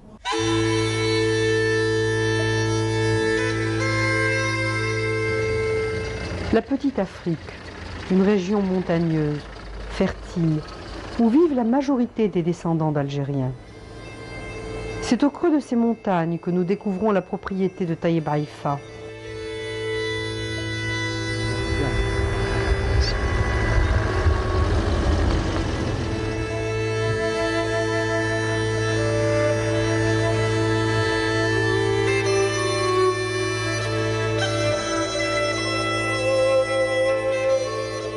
Il a fait construire près de chez lui une case kanak, car il estime qu'avant lui, il y avait une autre appartenance à cette terre. Il y a un sens profond de la terre, un sens de la vie à la terre. Ici, la terre c'est la vie, l'espérance, l'existence. Haïfa est un homme plein de vie, qui se ressource par la terre. Un homme qui s'est édifié une notoriété chez la population bouraïaise. Un homme que tout le monde respecte pour ses principes et son engagement. M. Haïfa est un homme dur avec lui, travailleur. Il va toujours au bout de ses idées, pas toujours compris, hélas. Et je pense qu'il a réussi de belles choses, qu'il a aidé beaucoup de personnes sur ce territoire. Et je pense que M. Haïfa est tranquille maintenant. Et s'il regardait derrière lui, je pense qu'il n'aurait pas à rougir. Pour défendre ses idées de justice et d'équité, Haïfa s'est engagé dans le monde syndical et politique très jeune. On l'a surnommé le calife. Souvent, devant certaines difficultés, j'étais obligé de prendre des décisions seul. Ce qui a certainement assis ma position d'homme un petit peu autoritaire, qui pour moi ne l'est pas. Et je pense que c'est certainement à partir de ça, et puis peut-être aussi parce que, armé d'un bouc, d'une moustache, eh bien mes confrères, mes amis, mes frères de Bouraï, ou la population en général, un jour m'ont baptisé le calife. Ça ne m'a pas déplu, ça ne m'a pas monté à la tête. Quand on m'appelle le calife, les enfants m'appellent le calife, je suis content. Bon, sans plus. Je pense que c'est venu un petit peu de ça, du côté un petit peu autoritaire du décideur. Aujourd'hui, ses idées et ses convictions sont palpables.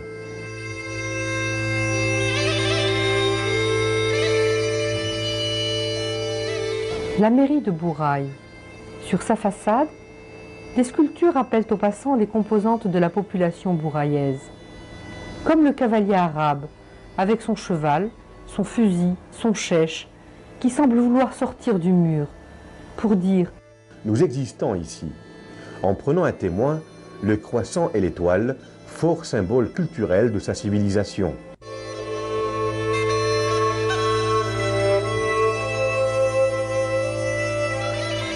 Autre empreinte laissée par Taïeb Haïfa, le logo de la ville de Bouraï.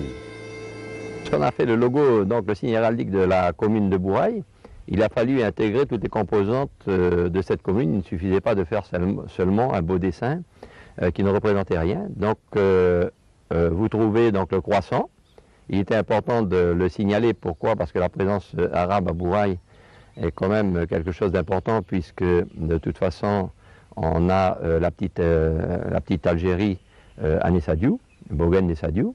Alors ça fait partie de notre fierté et il fallait donc intégrer dans le signe héraldique la présence forte des Arabes dans cette commune.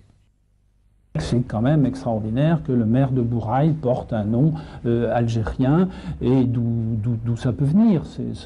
C'est en même temps fascinant, c'est le fruit de l'histoire, et c'est une communauté qui se retrouve, comme vous avez des communautés d'origine spécifiquement française au Québec, qui ont gardé la mémoire du lieu dont ils sont partis. Et parfois, alors ils sont partis volontairement, mais si on transférait, si on parlait encore d'exil de ceux qui sont partis au XVIIIe siècle, par exemple vers le Québec, il y a une partie d'entre eux qui n'étaient pas spécialement volontaires, et qui, après le premier temps de la flétrissure, de la condamnation, de l'exil ou de la déportation, eh bien, se réapproprient leur histoire et, à mon avis, à juste titre, en tirent une forme de fierté, d'abord pour avoir survécu, pour avoir construit de nouvelles vies avec tant de handicap au départ et tant de lourdeur par rapport à tant de poids et tant de souffrance par rapport au point de départ.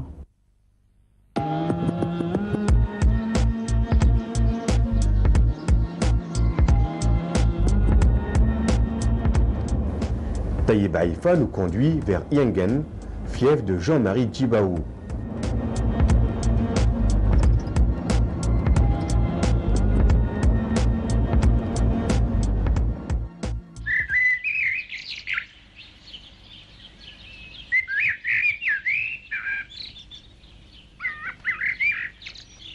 Yengen, qui signifie pleurer en marchant. Situé à 400 km de Nouméa, là disparaissent les grandes vallées fertiles qui se succèdent tout le long de la luxuriante côte est, pour laisser s'affirmer le relief puissant du nord calédonien. À Yengen, la montagne est en effet partout. Elle est traversée par un chemin taillé par les déportés algériens, chemin que les Kanaks entretiennent encore. Ils l'appellent le chemin des Arabes. Pourquoi le chemin des Arabes? D'après les vieux d'ici, donc il y aurait eu des Arabes qui étaient là à l'époque de la colonisation et donc qui faisaient des travaux un petit peu forcés, entre guillemets, avec les vieux d'ici. Donc ils ont tracé à la main ce chemin qui est là-bas, donc pour traverser, faire en sorte que les gens traversent avec les mulets, avec les chevaux, jusqu'à la côte ouest. Donc ce chemin-là, donc on l'appelle toujours chemin des Arabes. Il existe toujours. Ça a été repris par la municipalité, tracé avec la municipalité, avec les engins maintenant, avec les bulles et tout, pour faire autre chose, pour permettre aux gens de monter et se balader sur un plateau qui se trouve un petit peu plus loin, mais on a repris simplement le chemin, le sentier qui a été tracé par les Arabes.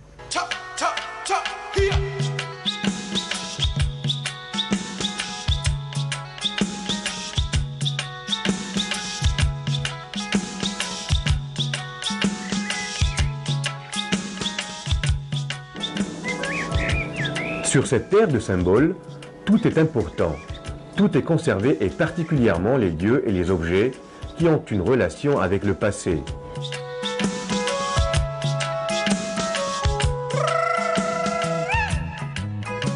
Ici, on vénère les hommes qui ont fait l'histoire de ce pays. C'est là que se situe la tribu de Jean-Marie Tjibaou, père spirituel des Kanaks. Sur cette terre, le geste coutumier est obligatoire. Il a un sens profond dans la culture kanak. Ce geste nous ouvre les portes et les cœurs de cette population. Donc avec les compagnons de la télévision algérienne, on est venu donc rendre un hommage à votre tribu, rendre un hommage à Jean-Marie Tjibaou, qui était bien connu de l'Algérie. Merci. Ce geste-là, c'est pour nous attacher, nous, vous les Algériens et puis nous, les Kanaks. Quand on arrive à faire ces choses-là, ça veut dire qu'on a des différences qui peuvent s'exprimer quelque part, mais on a aussi un mode de vie qui s'est traduit aussi par ce genre de choses et qui fait qu'on se respecte. Ça, c'est important de le dire. En tout cas, merci au nom de la belle-sœur qui est ici, merci au nom des gens d'ici, puis merci au nom de Jean-Marie. En tout cas, merci du geste. Et on vous dit bonne continuation. Et ce manou que vous avez donné, il va nous attacher. Et les cigarettes que vous avez mis là, le tabac que vous avez mis là, donc les vieux d'ici, avec la chefferie, ils vont fumer pour faire en sorte que votre route soit bien, soit claire, cohérente. Oui.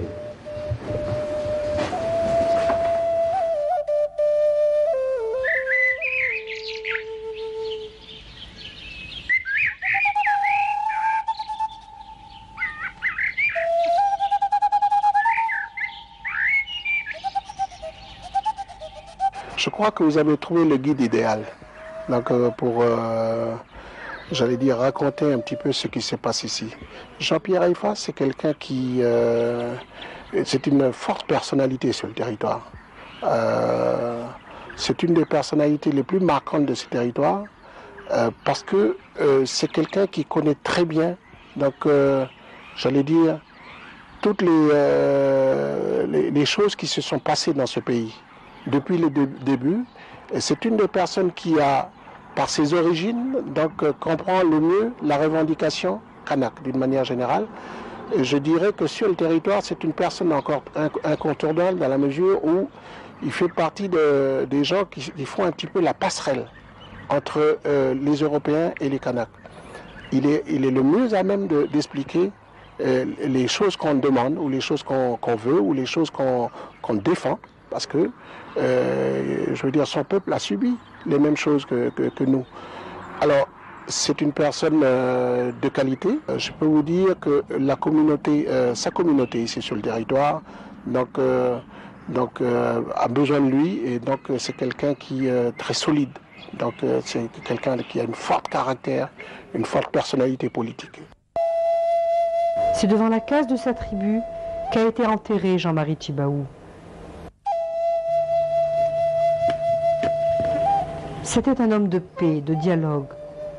Il a dit « Je lègue à mes enfants le pays le plus beau, un pays où il y a de la richesse en pensée et en sagesse, et que les Kanaks réapprennent leur passé, pas dans un geste d'enfermement, mais d'enrichissement. » Jean-Philippe Tjibaou retient la leçon de son père. On est capable de tout prendre. Mais le défi, c'est tout prendre sans perdre ce qu'on a au départ. Dans la société kanak, l'enseignement de l'histoire à l'enfant dès ses premières années est primordial pour la construction de l'homme de demain. En plus de l'histoire, on lui inculque le sens de la parole, de la coutume, du partage, et comment s'accepter les uns les autres dans une coexistence. Nos enfants doivent apprendre notre histoire pour qu'un jour ils soient fiers de porter ce drapeau, je ne sais pas lequel, de porter ce drapeau. Et tous les enfants de ce pays doivent porter ce drapeau. Mais il faut partager ça. Souvent je dis comme ça, quand je me moque un peu de mes collègues européens, je dis ah, mais arrêtez d'avoir le cœur à Lyon et puis le corps en Calédonie. Essayez de ramener les deux ensemble et peut-être enfin on va pouvoir vivre ensemble. Vivre ensemble, c'est la nouvelle vision de la Calédonie d'aujourd'hui. Une vision qui parle de l'école et qui développe une pédagogie interculturelle. Qu'est-ce que la pédagogie interculturelle? C'est d'abord sortir de cette sorte d'ethnocentrisme qu'est cette pédagogie uniquement basée sur une pédagogie européenne. Il faut savoir que nous sommes ici à l'autre bout du monde, aux antipodes de la métropole, et il existe bien ici plusieurs cultures qui vivent ensemble. Alors le rôle de l'école, c'est évidemment de développer ce sentiment d'altérité, c'est-à-dire que les enfants puissent se mettre à la place des autres, et pour se mettre à la place des autres, ils ont besoin de comprendre la culture de l'autre, la culture des autres. Donc cette pédagogie interculturelle, c'est développer au sein même de l'école des projets pédagogiques qui vont permettre de valoriser la culture des autres élèves et pas forcément uniquement d'une certaine culture dominante. Je pense en particulier à la culture kanak, à la culture polynésienne, wallisienne et aux minorités bien entendu comme la communauté arabe. Et finalement cette pédagogie interculturelle, ça permet de cimenter ce sentiment que vivre ensemble est une réelle nécessité ici en Nouvelle-Calédonie. Joël Viratel fait partie des 50 personnalités qui font bouger la Calédonie d'aujourd'hui. Il est le numéro 1 de l'éducation et de l'école de demain. Viratel est descendant de déportés algériens. Effectivement, je suis originaire de Nouvelle-Calédonie, issu d'une vieille famille calédonienne, descendant de la communauté arabe, puisque mon arrière-grand-père a été déporté ici en Nouvelle-Calédonie. Il s'appelait Monsieur Miloud et il a effectivement engagé en son temps une résistance qui lui a valu d'être déporté ici en Nouvelle-Calédonie. Donc pour moi c'est une sorte de fierté, c'est quelque chose qui n'est pas forcément palpable, parce que c'est vrai que la culture arabe s'est édulcorée à travers les générations. C'est dans mon esprit et dans mon cœur des photos jaunies de ce grand-père.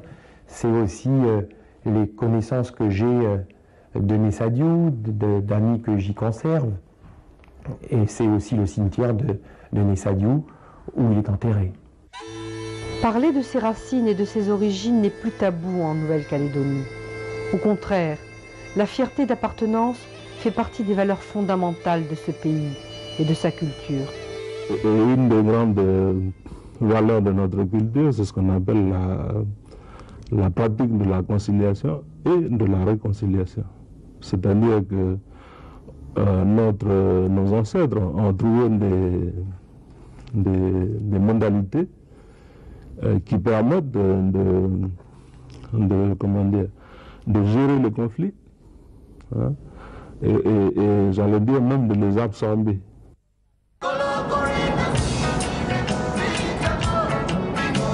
Cette approche de la vie est visible. Voyez ces images qui nous ont marqués. Tout le monde vous salue. Mais le plus frappant, ce sont ces étalages avec les produits exposés à la vente. Vous pouvez acheter et payer sans être contrôlé. C'est un véritable self-control. Ici, on ne peut pas voler ni mentir. On vous croit sur parole.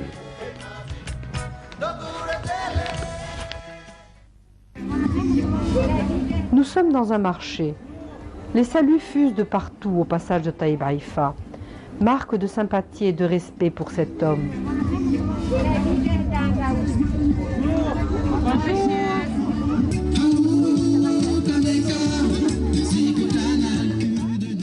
Profitant de sa visite, une danse lui est dédiée. On sent la joie, la gaieté sur leur visage. Autre signe de fraternité et de coexistence.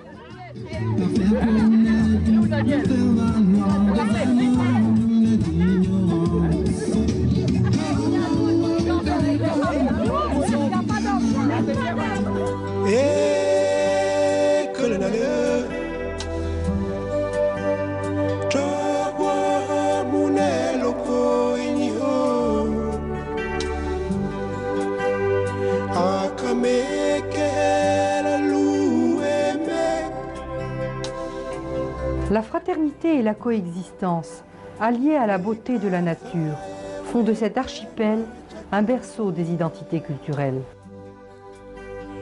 Je ne crois pas à une identité culturelle unique pour ce pays. Non, je ne pense pas. Parce que nous sommes différents. Parce que les Kanaks sont dans leur société avec une manière de faire. les Arabes sont dans leur manière de faire, même s'ils sont plus dans la manière de fonctionner des Calédoniens, des Européens. Ils ont les Polynésiens, les Wallisiens, ont une organisation sociale. Ils sont différents. Les Vietnamiens sont différents. Il y a plein de gens, on est différents ici. La richesse culturelle, le patrimoine culturel d'un peuple lui appartient. La naissance d'une nation, la naissance d'un pays qui se construit, elle est dans l'association de l'ensemble de ces différences qui fait qu'on partage une identité commune. Ça, c'est important, ça. Une identité commune, elle se fait qu'à partir du moment où on est capable de partager l'histoire de ce pays dans le pays dans lequel on habite, pas autrement. Ça veut dire que cette histoire dure a forgé des liens humains qui font qu'aujourd'hui, les relations entre ethnies ne sont pas des relations entre étrangers, mais sont des relations entre cousins, même si on ne veut pas toujours le reconnaître.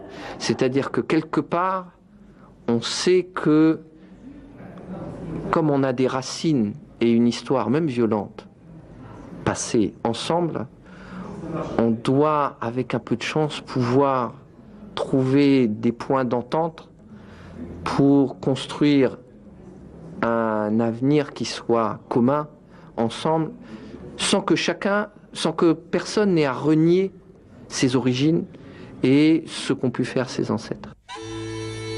Octave Tonia se réfère au père spirituel des Kanaks, Jean-Marie Tjibaou, qui a bien compris le sens de ce destin commun.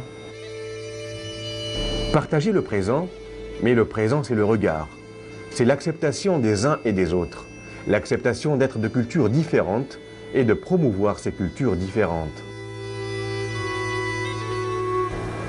Ce destin commun est représenté par le centre culturel Tjibaou. Il symbolise la reconnaissance et l'existence des hommes et des femmes enfantés par cette terre. Un lieu qui réunit toutes les données concernant cette population kaléidoscope, un lieu de mémoire, et il est le miroir de l'évolution permanente de cette société. Un lieu privilégié pour accueillir les autres cultures, celles des gens de ce pays et des cultures du monde. Un lieu qui affirme la coexistence entre toutes les ethnies qui constituent la particularité de la Nouvelle-Calédonie. Les lieux sont forts, la terre est forte dans ce pays. Nous nous dirigeons vers Pointe-Dimier pour vous faire vivre et partager l'union entre le fils Haïfa et une jeune Kanak.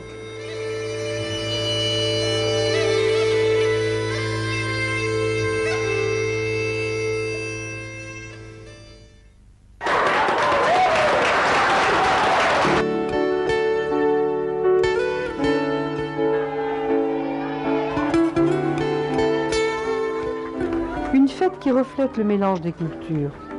Haïfa est en tenue algérienne, Michel en sari. Mélange de cultures. On essaye déjà par le costume de marquer l'union dans la différence. C'est beau. Et c'est là-dedans, je pense, qu'il y a notre avenir à tous. C'est ça qui est important. La lumière devant eux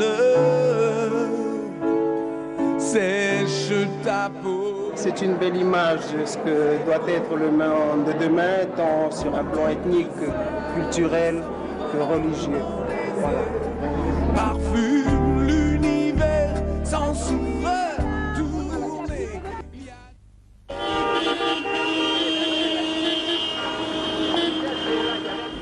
L'ambiance de la fête nous fait penser aux fêtes de chez nous.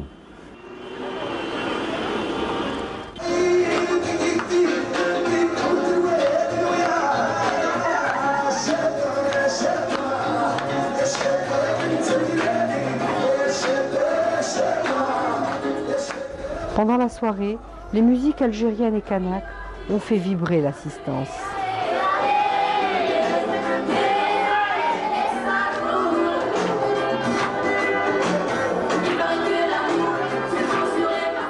La première chose, c'est rappeler aux gens que dans ce pays qui est en train de se construire, il y a des gens qui viennent d'un peu partout, de tous les pays, il y a des origines différentes, ce qui fait la richesse de notre pays. et qu'on doit permettre à nos enfants d'exploiter encore cette richesse pour que demain, les couleurs, les religions, les idées politiques ne soient plus des obstacles à la vie ensemble. Alors ça, c'est le premier point. Le deuxième point, c'est symboliser. Ça symbolise mes origines, une partie de mes origines que même si je n'ai pas connu à travers la langue, la culture, mais je l'ai connu à travers mes racines. Puis je vais leur dire merci à tous ces vieux qui ont fait que voilà, aujourd'hui, je peux présenter une partie de ce qu'ils m'ont laissé à d'autres gens pour rappeler toujours.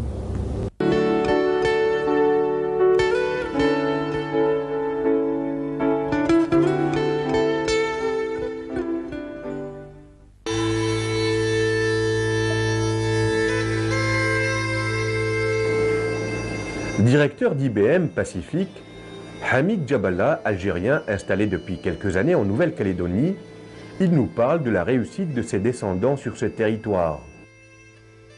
Ils sont tout à fait intégrés dans la société calédonienne, avec des réussites diverses, mais je dirais normales. Et il y en a qui sont directeurs généraux de grands groupes bancaires calédoniens, d'autres qui sont aux portes du gouvernement, d'autres qui sont des grandes fortunes terriennes, agricoles, etc. Donc c'est un extraordinaire exemple de réussite d'intégration d'une communauté algérienne à 20 000 km de ses terres.